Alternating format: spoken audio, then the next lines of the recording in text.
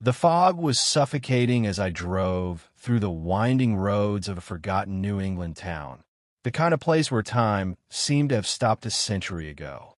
It was late November, and the air carried a biting chill that seeped through the car's heater.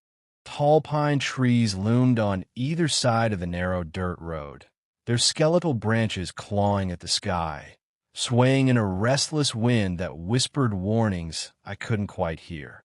My headlights barely cut through the dense mist, casting eerie beams that illuminated fleeting shapes in the darkness, twisted shadows that vanished when I tried to focus on them. I had booked a room at the Evergreen Manor, a Victorian-era hotel I'd found online. The website promised charm, ivy-covered walls, glowing lanterns, and the allure of a historic retreat. But as my car rattled up the long, uneven driveway, a knot of unease tightened in my chest. The hotel emerged from the fog like a specter, its silhouette grand yet foreboding. The three-story structure loomed larger than the photos suggested, its dark stone facade weathered by time, the ivy clinging to it like veins pulsing with secrets. Most of the windows were black, reflecting nothing but the swirling mist, though a faint, amber glow flickered from the lobby. I parked near the entrance, where old-fashioned lanterns hung from wrought iron posts, their light trembling as if struggling against the encroaching darkness. The air outside was heavy, laced with the scent of damp earth, pine, and something faintly metallic like the tang of rusted iron. I grabbed my duffel bag from the back seat, my boots crunching on the gravel, and hesitated before approaching the heavy oak doors. Something about the place felt wrong, as if the building itself was watching me. Inside, the lobby was a relic of a bygone era. A massive chandelier hung from a vaulted ceiling, its crystals catching the dim light in a way that made them shimmer unnaturally, casting fractured reflections on the polished wood floors. The air smelled of aged oak, mothballs, and a faint trace of something sour, like spoiled fruit. The walls were lined with dark paneling, carved with intricate floral patterns that seemed to writhe in the shadows. Behind a reception desk stood an older man, his white beard neatly trimmed, dressed in a heavy wool coat and a scarf that seemed out of place for indoors. His eyes, pale and piercing, studied me as I approached. "Welcome to the Evergreen Manor," he said, his voice low and gravelly, like stones grinding together. "You must be the guest for room 312. He slid a heavy brass key across the counter, its surface etched with the hotel's crest, a stylized tree that looked more like a claw reaching upward. The key felt cold and unnaturally heavy in my hand, as if it carried the weight of the building's history. "Anything I should know about the place?" I asked, trying to sound casual despite the growing unease in my gut. I forced a smile, hoping to lighten the mood, but his expression remained unreadable, his lips curling into a polite but strained smile that didn't reach his eyes. "Just enjoy your stay," he replied, his tone flat, almost rehearsed. He turned away to shuffle some papers, dismissing me without another word. I stood there for a moment, the key biting into my palm, and glanced around the lobby.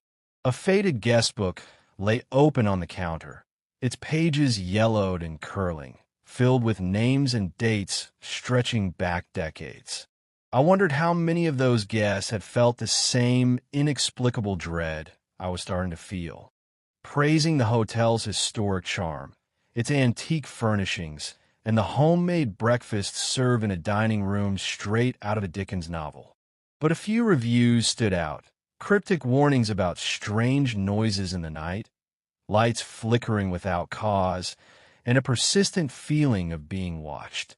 One reviewer even mentioned seeing a shadowy figure in their room. I had dismissed them as exaggerations, the kind of stories people tell to spook themselves. Now, standing in the dimly lit lobby, those reviews echoed in my mind, no longer so easy to ignore. I turned toward the elevator, a hulking iron contraption with a grated door that looked like it belonged in a museum. Its buttons were tarnished, and I could hear a faint hum emanating from it, as if it were alive. The idea of being trapped in that thing made my skin crawl, so I opted for the stairs, clutching the brass key as I began my ascent. Each step creaked under my weight, the sound reverberating through the empty halls. The air grew colder the higher I climbed, and by the time I reached the third floor, my breath was quickening, not just from the effort, but from a growing certainty that I had made a terrible mistake coming here. The lobby's heavy air clung to me as I decided to explore the Evergreen Manor before heading to room 312.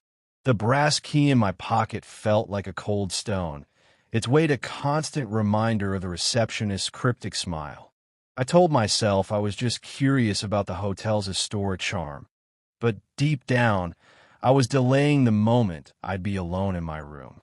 The creaking stairs had already set my nerves on edge, and something about the place made me want to keep moving, as if staying still would invite whatever was watching to draw closer. The first floor hallway stretched endlessly before me, its faded red carpet absorbing my footsteps while the wooden floorboards groaned beneath. Dim wall sconces cast a sickly yellow glow, their light flickering as if struggling to stay alive. The shadows they threw danced on the walls, forming shapes that seemed to shift when I wasn't looking directly at them. The air was thick with the musty scent of old books and damp wood, laced with a faint, unsettling undertone, like the memory of something long forgotten. I passed a row of closed doors, their brass numbers tarnished and barely legible. Some had faint scratches around the handles, as if someone had clawed at them in a hurry to get in or out. Halfway down the corridor, I stumbled upon a dusty bulletin board mounted on the wall, its cork surface yellowed and curling at the edges. It was cluttered with old newspaper clippings, faded photographs, and handwritten notes pinned haphazardly, as if someone had been collecting fragments of the hotel's past.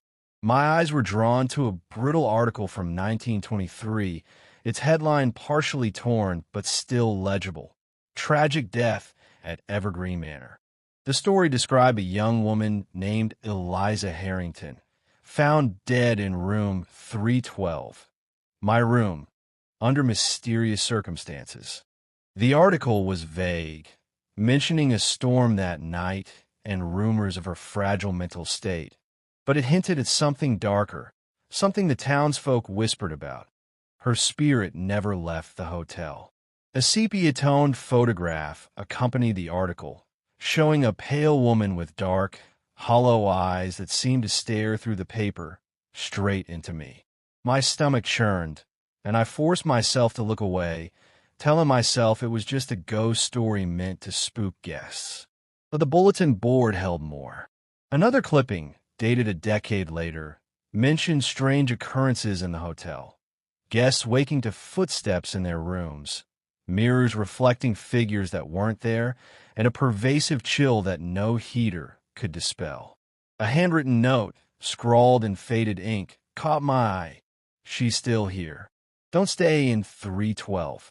My heart skipped a beat. I glanced around, half expecting to see someone watching me, but the hallway was empty, silent except for the faint hum of the sconces. I continued down the corridor, my footsteps echoing louder than they should have. The walls were lined with oil paintings, each depicting stern-faced men and women in Victorian attire, their gazes cold and unyielding. One portrait stopped me in my tracks. A gaunt man with a white beard and a monocle, his single visible eye seeming to pierce through me. I could have sworn his expression shifted as I stared, his thin lips curling into a faint, mocking smile. I blinked, and the painting was normal again, but my skin prickled with unease. "Get a grip," I muttered, shaking my head, but the feeling of being watched grew stronger, like a weight pressing on my chest. At the end of the hallway stood the hotel's ancient elevator, its iron grate rusted and warped, as if it hadn't been maintained in decades. I pressed the call button, more out of curiosity than intent, and the machine groaned to life with a low, metallic wail that sent a shiver down my spine. The doors rattled open, revealing a cramped, dimly lit compartment lined with cracked velvet. The air inside smelled of oil and something sour, and a faint scratching sound came from the walls, like fingernails dragging across metal. I stepped back, deciding the stairs were a safer bet.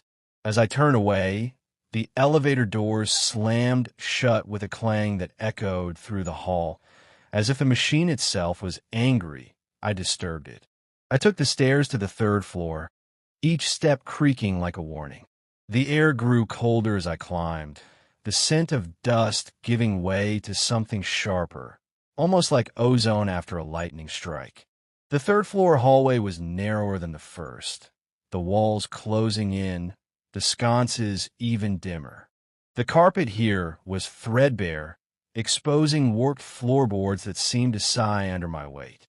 I passed room 310, then 311, their doors silent and still, but as I approached 312, a faint draft brushed the back of my neck, though no windows were open. I gripped the brass key tighter, my pulse quickening, and told myself it was just an old building with quirks. But the whispers from the reviews echoed in my mind. Strange noises, shadows, something watching. I stood before the door to room 312, the number glinting faintly in the flickering light, and hesitated. Whatever lay beyond that door felt alive, waiting. The door to room 312 creaked open with a reluctant groan, as if the hotel itself was hesitant to let me in. I fumbled with the heavy brass key, its cold metal biting into my palm, and stepped inside, my boots thudding softly on the worn wooden floor. The room was larger than I expected, but it felt oppressive, as if the walls were holding their breath. The air was thick with the scent of aged wood, dust, and something faintly sweet, like wilting flowers left too long in a vase. Dim light filtered through a single window, its heavy velvet curtains framing a view of the fog-choked garden below, where twisted trees loomed like silent sentinels in the mist. The room's floral wallpaper, once vibrant, was peeling at the edges, revealing patches of gray plaster that seemed to pulse in the flickering glow of a single wall sconce. A four-poster bed dominated the center of the room, its white bedspread crisp but faded, as if it hadn't been changed in decades. A small wooden table stood by the window, holding an antique oil lamp with a cracked glass shade, its wick unlit but faintly stained with soot. Across the room, a scarred oak desk sat against the wall, its surface etched with faint scratches that looked almost deliberate, like someone had clawed at it in a moment of desperation. I set my duffel bag on the floor, the thud echoing louder than it should have, and placed my camera on the desk, hoping to capture the hotel's charm in the morning light. But the charm I'd expected from the website's photos was nowhere to be found. Instead, the room felt like a relic, preserved in time, but alive with an unsettling energy.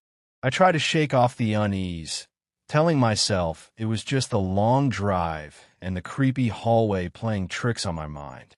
I unpacked a few essentials, clothes, a notebook, a water bottle, moving slowly to avoid disturbing the silence that seemed to press in from all sides.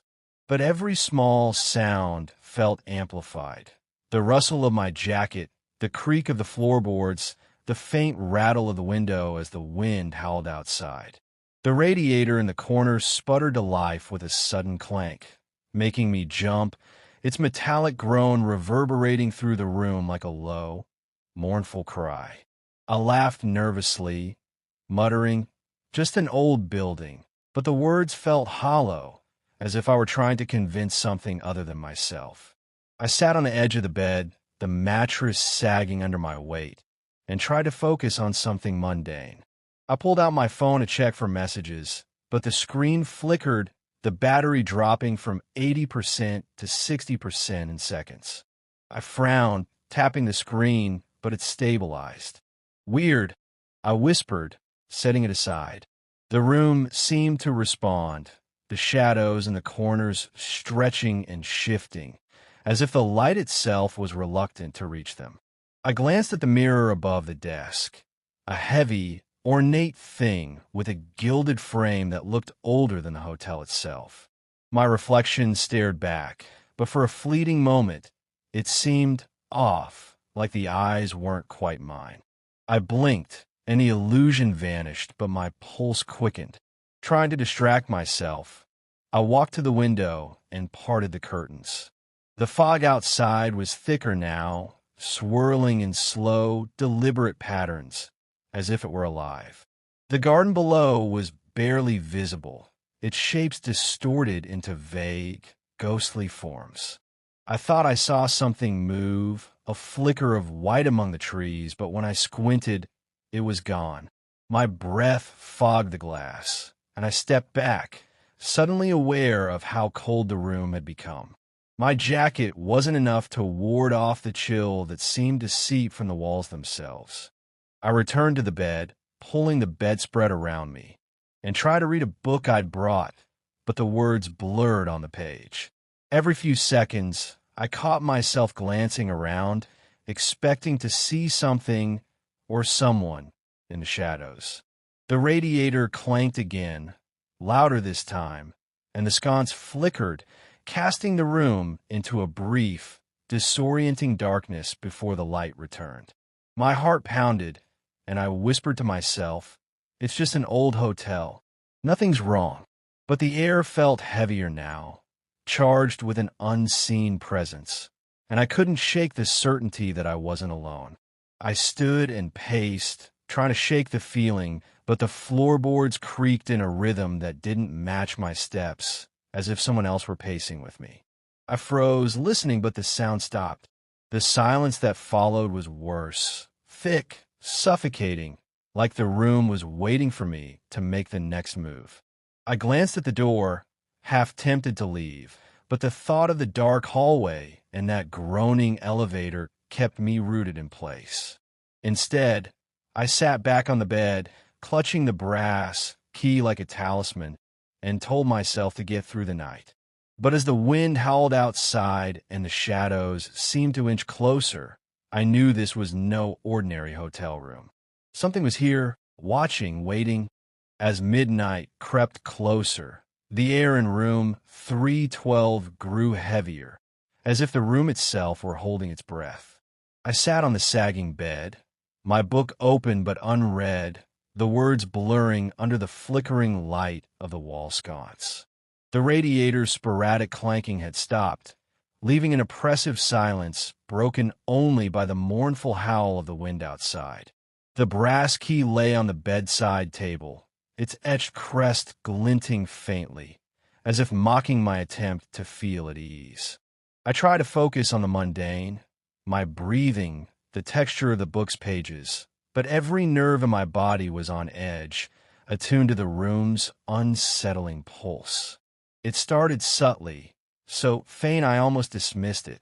The picture frame on the wall, a sepia-tone portrait of a young woman who bore an eerie resemblance to Eliza Harrington, the woman from the newspaper clipping, tilted slightly to the right.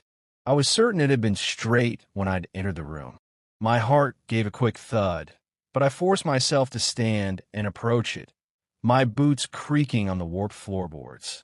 The frame was cold to the touch, unnaturally so, like a slab of ice despite the room's stuffy warmth. I straightened it, my fingers lingering on the glass, and for a split second I thought I saw the woman's eyes shift as if meeting my gaze. I yanked my hand back, my breath catching, and blinked hard. The portrait was unchanged, her sad eyes staring blankly ahead. "Just tired," I muttered, but my voice sounded thin, unconvincing. I returned to the bed, clutching my book like a shield, but the room felt different now, charged, as if something had stirred awake.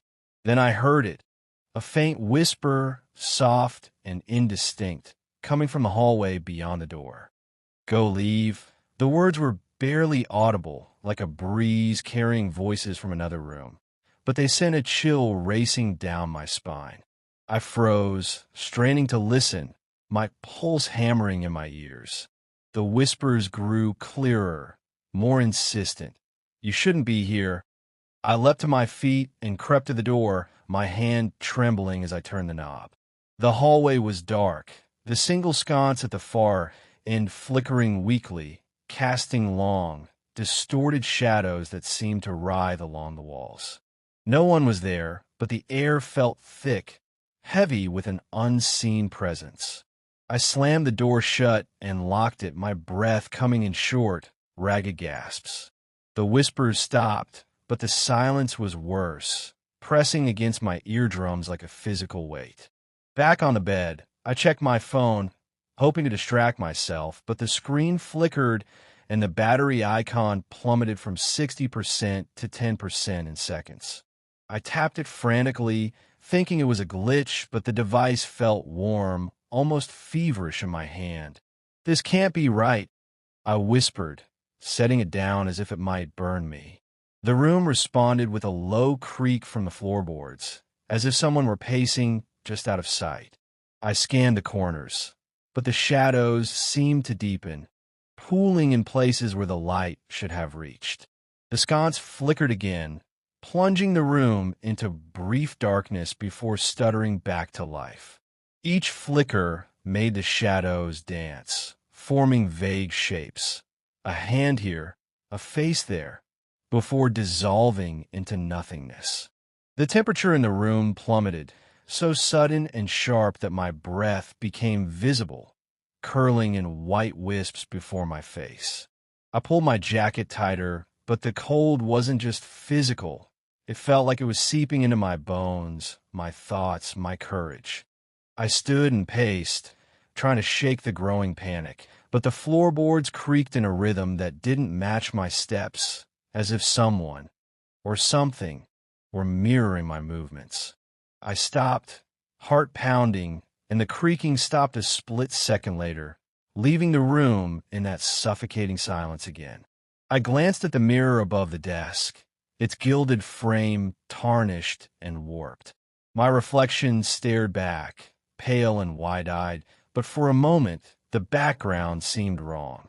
The room behind me in the mirror looked different, the shadows thicker, the furniture slightly askew. I spun around, expecting to catch something out of place, but the room was as I'd left it.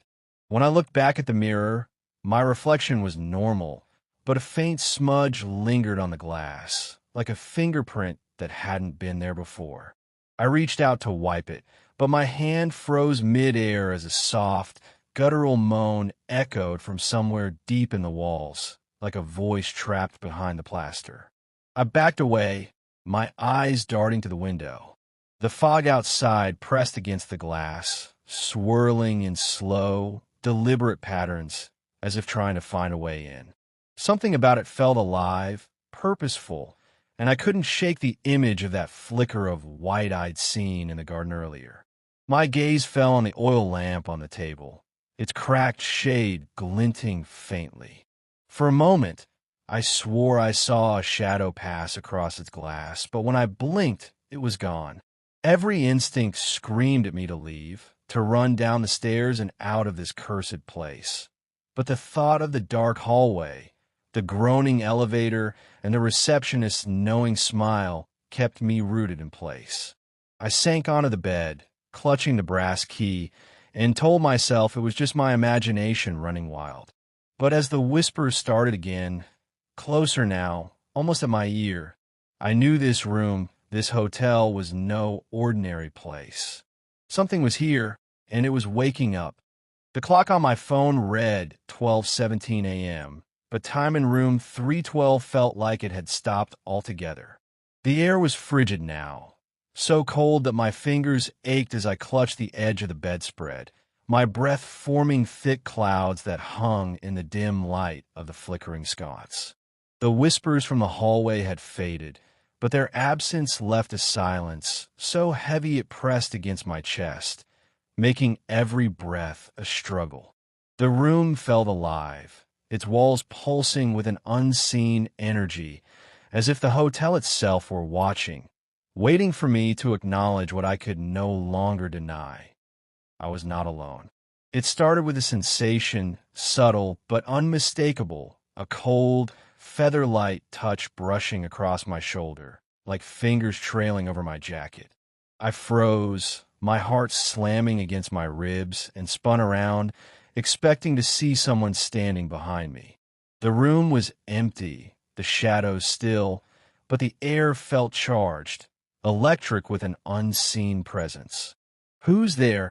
I called, my voice cracking, barely above a whisper. No answer came, but the temperature plummeted further, the cold now biting at my skin, seeping into my bones.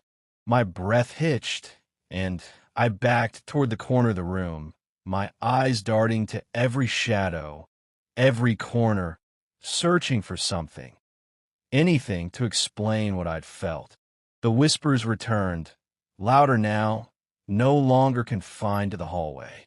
They seemed to come from everywhere and nowhere, a chorus of soft, urgent voices overlapping in a language I couldn't quite grasp. "Leave. You don't belong." The words coiled around me, slithering into my ears, and I pressed my hands over them, trying to block out the sound. But it was inside me now, vibrating in my skull, each syllable tightening the knot of panic in my chest. I stumbled toward the door, fumbling with the brass key, but my hand was shaking so badly I couldn't fit it into the lock. The key felt heavier than before, as if it were resisting me, and for a moment I swore I heard a low chuckle, a sound so faint it might have been the wind, but it sent a shiver racing down my spine. Then, the chandelier above me began to move. Its crystals clinked together, a delicate, chilling melody, as it swayed back and forth, gaining speed with no apparent cause. The windows were closed, the air still, yet the chandelier swung wildly, casting fractured beams of light that danced across the walls like frantic spirits. I pressed myself against the wall, my back to the peeling wallpaper, and watched in horror as the shadows twisted into shapes, elongated figures, hands reaching, faces half-formed before dissolving into darkness. "This isn't happening," I whispered, but my voice was swallowed by the growing cacophony of the room. The radiator's sudden, violent clank, the floorboards groaning as if under unseen footsteps, the whispers now a relentless hum that seemed to come from the walls themselves. A faint sobbing broke through the noise, soft and mournful, echoing from the hallway beyond the door. My heart pounded, but some irrational part of me needed to know what was out there. I crept to the door, my hand trembling as I cracked it open. The corridor was pitch black, the distant sconce extinguished, leaving only an inky void. The sobbing grew louder, more desperate, and I thought I saw a flicker of movement at the far end of the hall, a pale shape, fleeting and formless, like a wisp of fog. I slammed the door shut, my breath coming in gasps, and leaned against it, the wood cold against my back.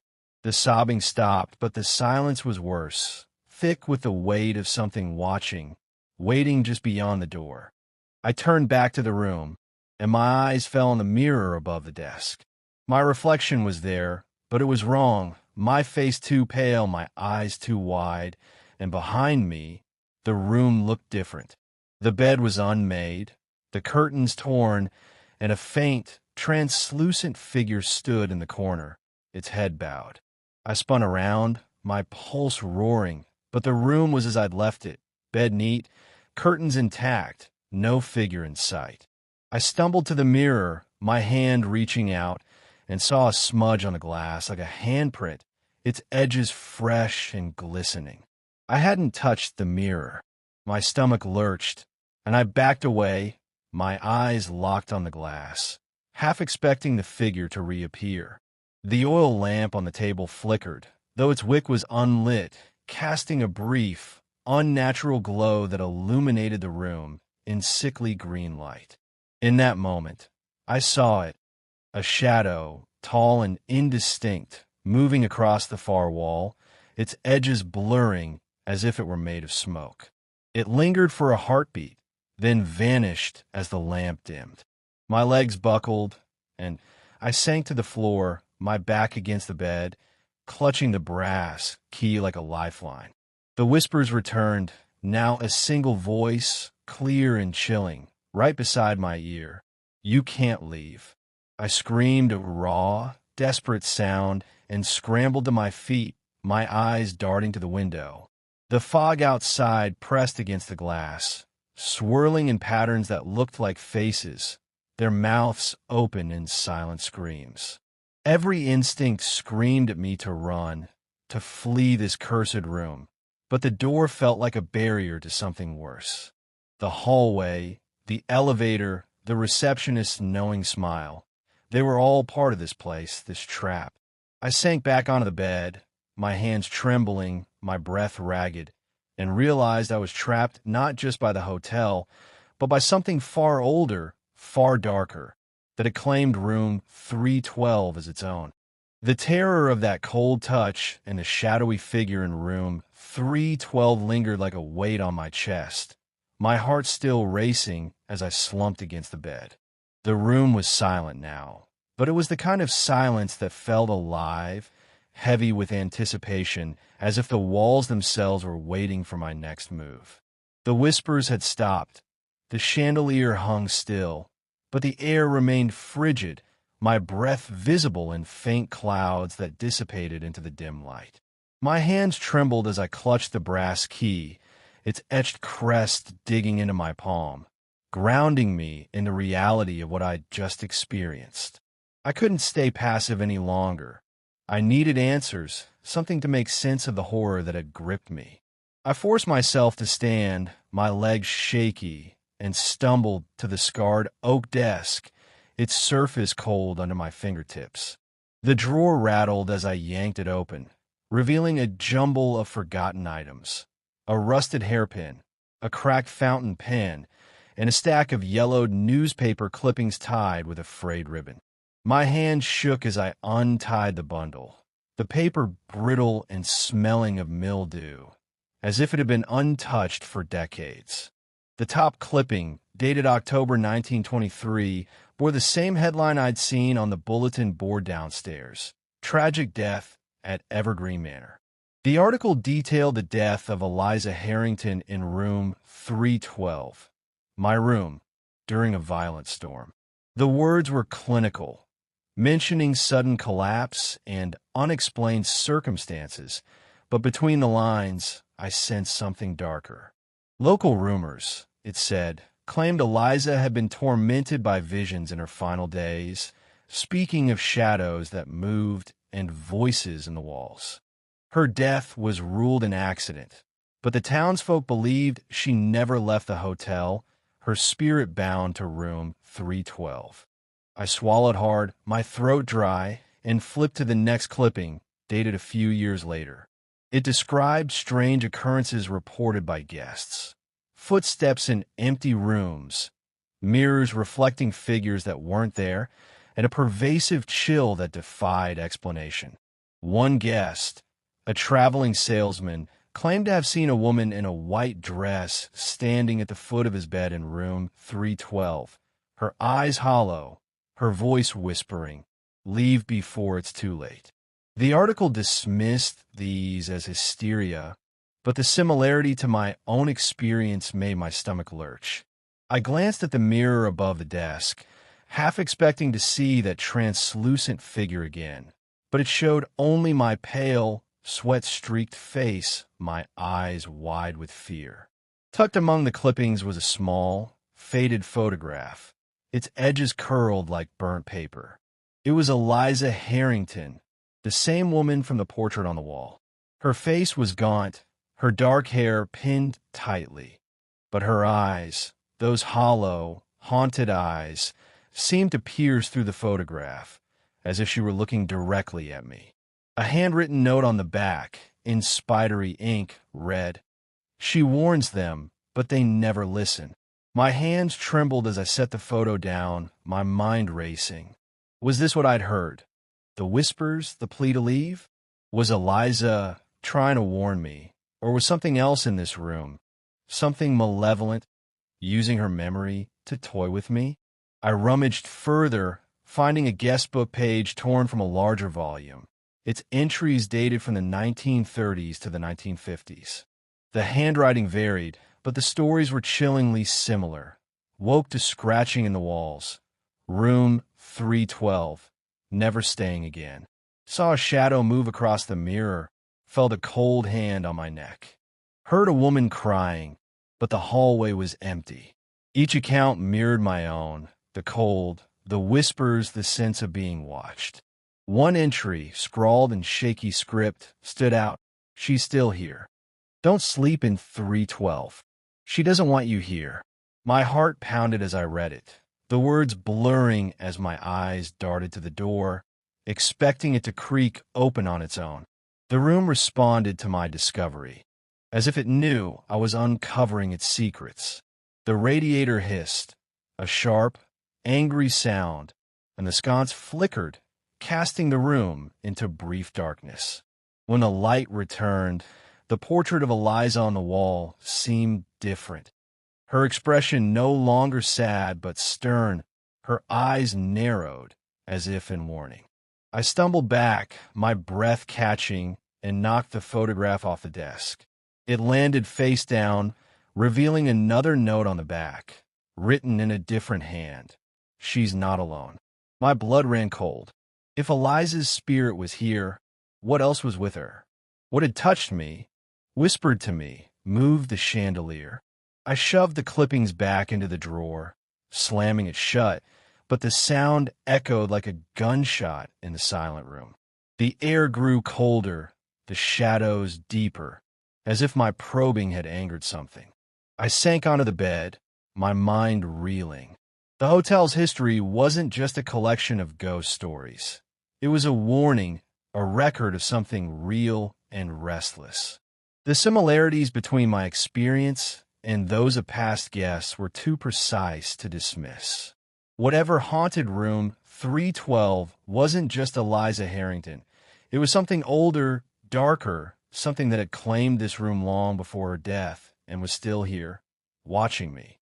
The weight of what I'd uncovered in the desk drawer clung to me like damp fog. Each newspaper clipping and scrawled note tightening the vice of fear around my chest. Room 312 was no longer just a place to sleep. It was a cage, its walls pulsing with a malevolent energy that seemed to know I'd glimpsed its secrets. The air was so cold now that my fingers ached, my breath forming thick, swirling clouds that lingered in the dim light of the flickering sconce.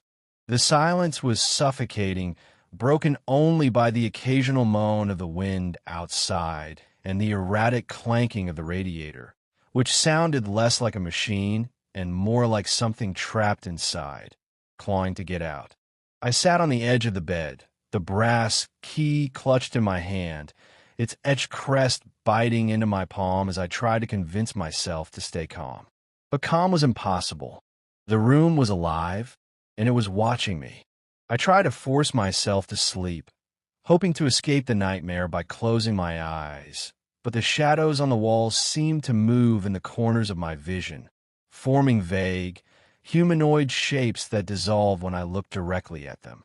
The portrait of Eliza Harrington stared down from the wall, her eyes no longer sad, but piercing, as if daring me to acknowledge her presence, or something worse.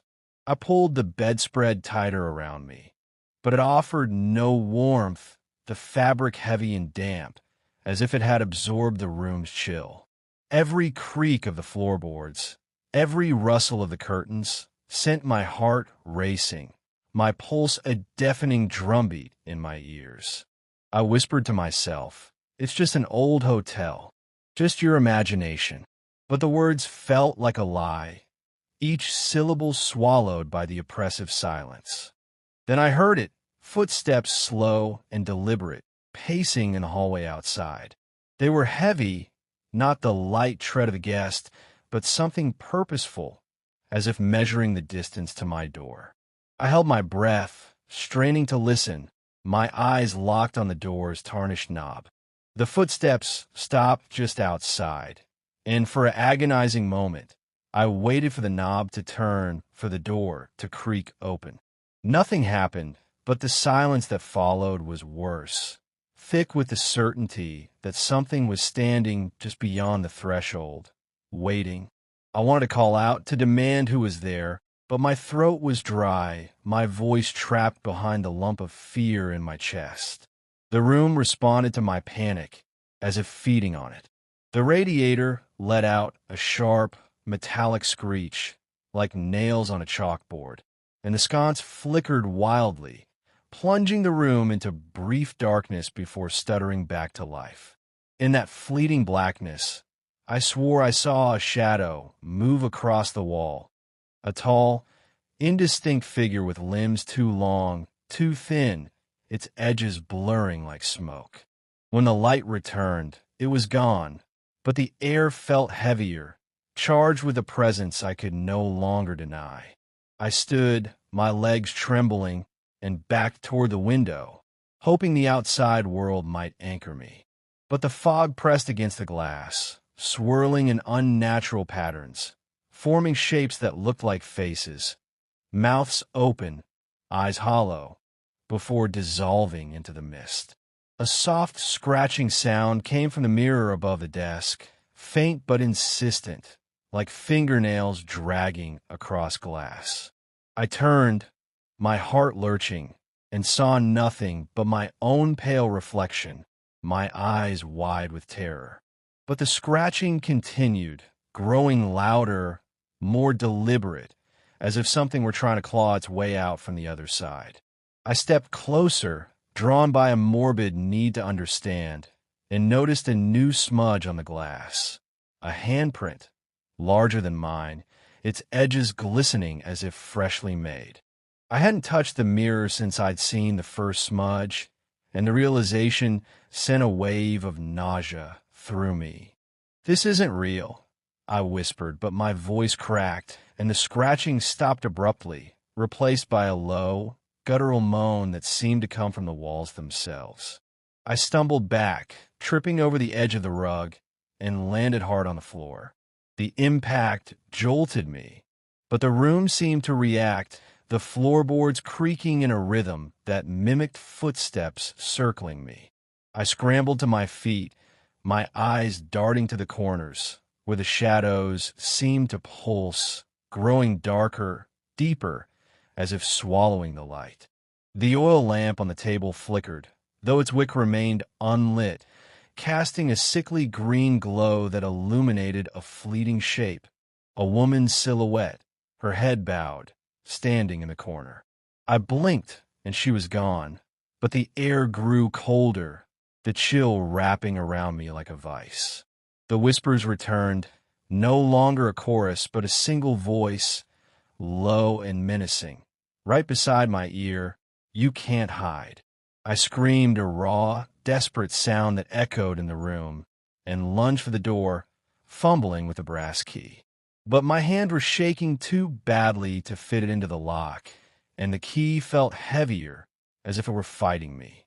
The footsteps in the hallway started again, faster now, circling just outside, and the knob rattled a slow, deliberate twist that stopped just short of opening.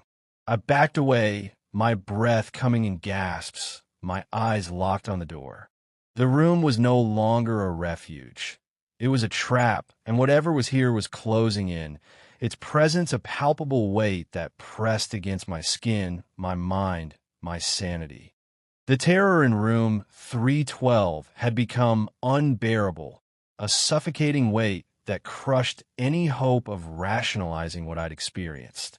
The whispers, the cold touch, the shadowy figure in the mirror.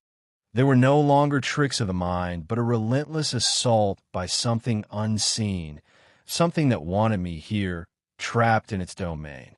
My hand shook as I gripped the brass key, its etched crest now feeling like a brand burning into my palm. The room pulsed with malice, the air so cold it stung my lungs, the shadows writhing in the corners like living things. I couldn't stay another second. I had to get out now. I lunged for the door, my fingers fumbling with the key as I tried to fit it into the lock. It resisted, the metal grinding against the mechanism as if the door itself were fighting me. My heart pounded, a deafening rhythm that drowned out the low moan of the wind outside. The footsteps I'd heard earlier returned, faster now, pacing just beyond the door, their heavy tread echoing in the hallway like a predator circling its prey. I jammed the key harder, twisting with all my strength, and finally the lock clicked. I flung the door open, half expecting to see a figure looming in the darkness, but the corridor was empty, the single sconce at the far end flickering weakly, casting long, distorted shadows that seemed to reach for me. I stepped into the hallway, my boots thudding on the threadbare carpet, and the door slammed shut behind me with a force that rattled the frame. I spun around, my breath catching, but no one was there. The air in the corridor was colder than the room, heavy with the scent of damp wood and something acrid, like burnt paper. I clutched the key tighter, my only tether to reality, and started toward the stairs, my footsteps echoing unnaturally loud.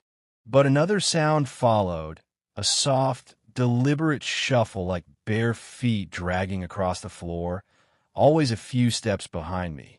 I didn't dare look back, but the hairs on my neck stood on end, and I could feel eyes boring into me, a presence so tangible it pressed against my skin. The hallway seemed to stretch, the walls narrowing as I moved, the sconces flickering in sync with my racing pulse. The portraits lining the walls, those stern Victorian faces, seemed to shift, their eyes tracking me, their expressions twisting in a faint, mocking smiles. I quickened my pace, my breath coming in ragged gasps, but the shuffling footsteps kept pace, growing louder, closer. A low whisper brushed my ear, "Stay," and I stumbled, catching myself against the wall. The wallpaper was clammy under my fingers, almost pulsating, as if the building itself were alive. I pushed off and broke into a run, the stairs looming ahead like a lifeline. The staircase creaked under my weight, each step groaning as if protesting my escape. The air grew colder as I descended, the darkness thickening until the lobby's faint glow was barely visible below. Halfway down, the lights flickered, plunging the stairwell into blackness for a heart-stopping moment. In that darkness, I felt something brush past me, a rush of icy air, like a hand grazing my arm. I gasped, nearly dropping the key, and when the lights stuttered back on, I thought I saw a shadow dart across the landing below, too quick to be sure.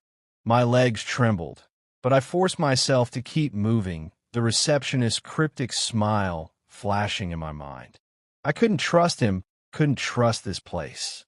I burst into the lobby, the chandelier overhead swaying slightly, its crystals clinking in a chilling melody.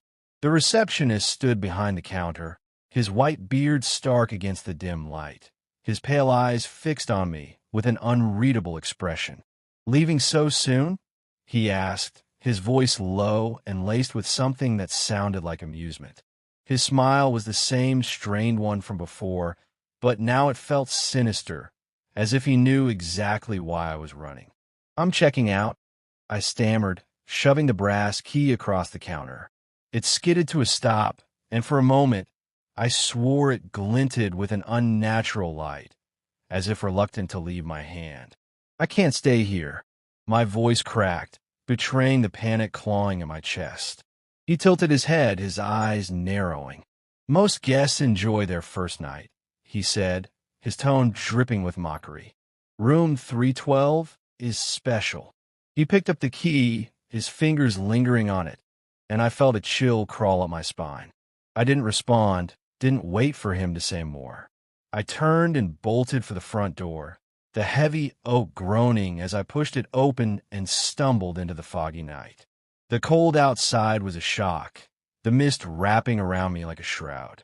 I sprinted to my car, my boots crunching on the gravel, and fumbled with the keys, my hands shaking so badly I nearly dropped them. As I slid into the driver's seat and slammed the door, I glanced back at the hotel. The windows were dark, except for one, room 312.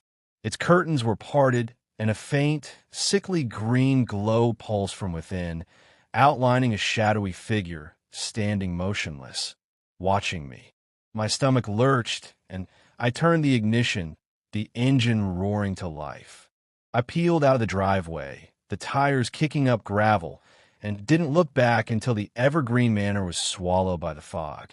But even as I drove away, the weight of that gaze lingered, as if whatever was in room 312 wasn't done with me yet.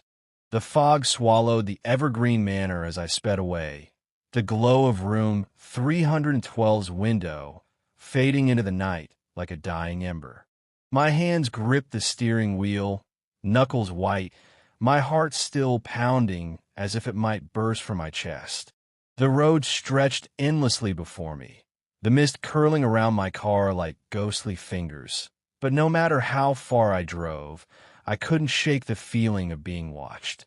The cold touch on my shoulder, the whispers in my ear, the shadow in the mirror, they clung to me, seared into my memory like a brand. It was 1:03 a.m. on November 12th, 2025, when I escaped that cursed hotel. But even now, years later, that night haunts me, a wound that never fully heals.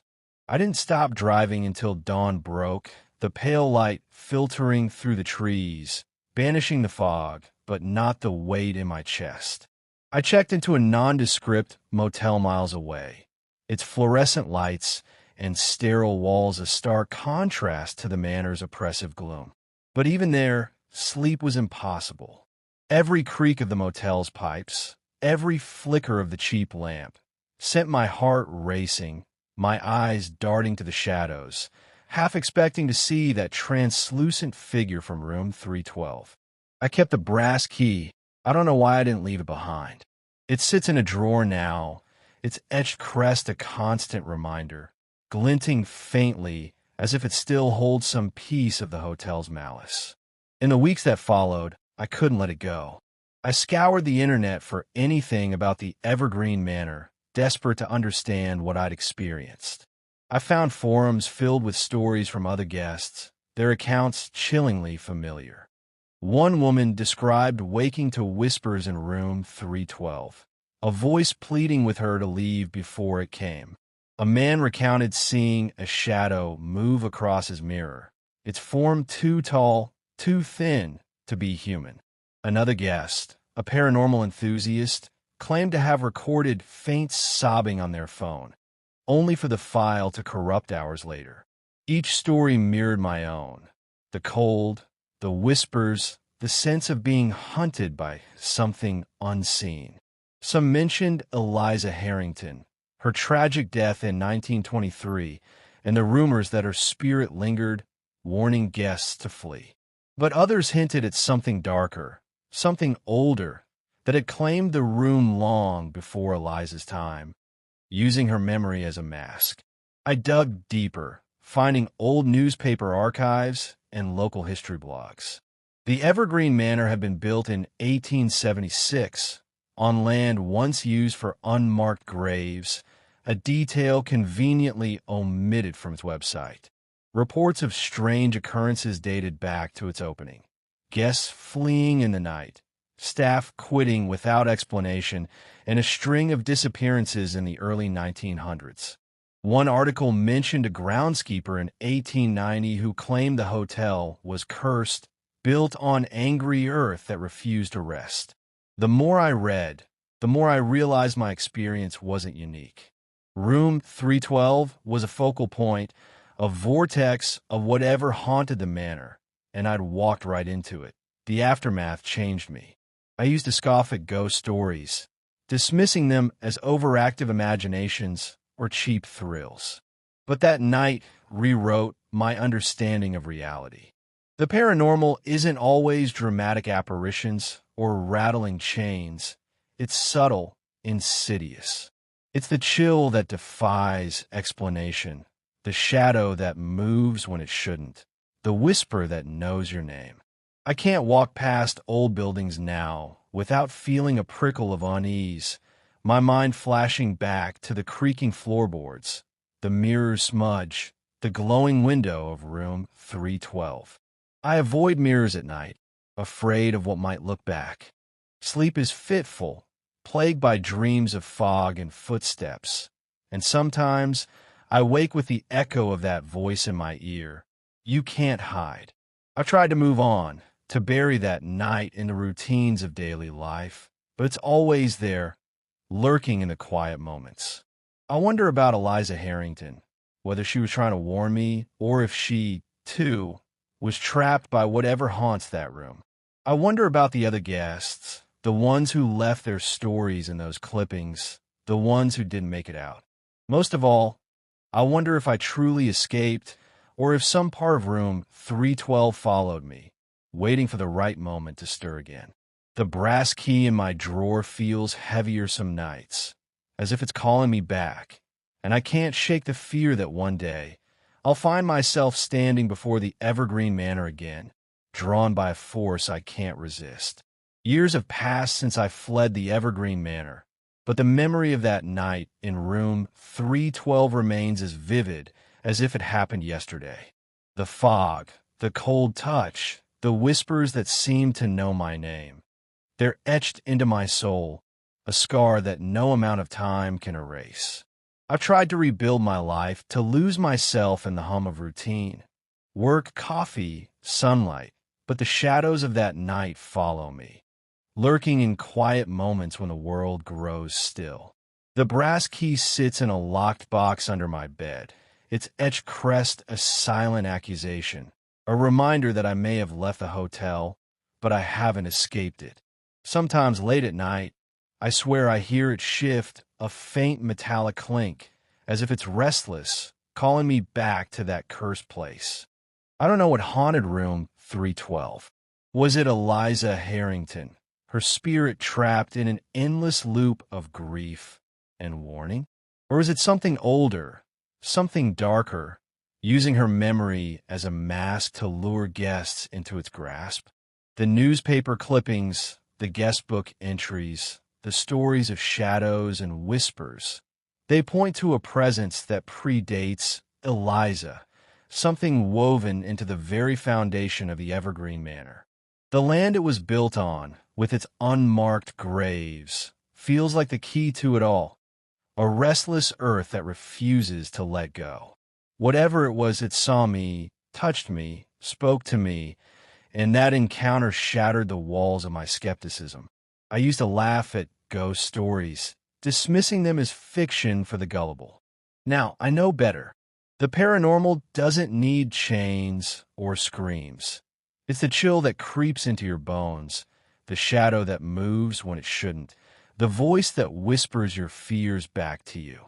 That night changed how I move through the world. I avoid old buildings, their creaking floors and dim hallways too reminiscent of the manor's oppressive gloom. I steer clear of mirrors after dusk, afraid of catching a glimpse of something behind me, a pale figure, a distorted face.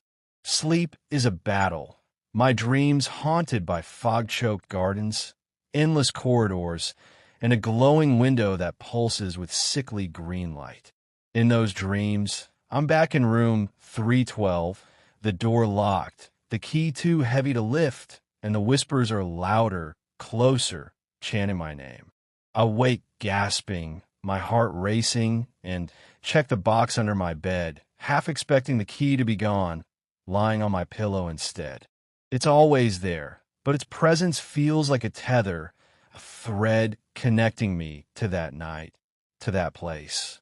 I've shared my story with a few people, friends, strangers on obscure forums, but their reactions vary. Some nod, wide-eyed, sharing their own tales of the unexplained. Others smile politely, their skepticism a mirror of my own before the manor. I don't blame them. I wouldn't have believed it either. But I urge anyone listening, trust your instincts. If a place feels wrong, if the air grows heavy and the shadows seem to watch, don't stay. Don't dismiss the prickle on your neck or the whisper you can't quite hear. The world is full of places like the Evergreen Manor, where the veil between the living and the restless is thin, and once you cross it, you're never quite the same. I'll never return to that hotel, never drive down that fog-choked road again. But sometimes when a night is quiet and the wind howls, I feel it, a pull faint but insistent like a hand brushing my shoulder. I wonder if I truly escaped, or if some part of room 312 came with me, woven into my shadow, waiting for the right moment to stir. If you felt that chill, heard that whisper, seen that shadow, you know what I mean. The paranormal isn't just in old hotels or haunted rooms. It's in the doubts that linger, the questions that keep you awake. Share your story if you dare. The truth is often stranger and far scarier than we want to believe.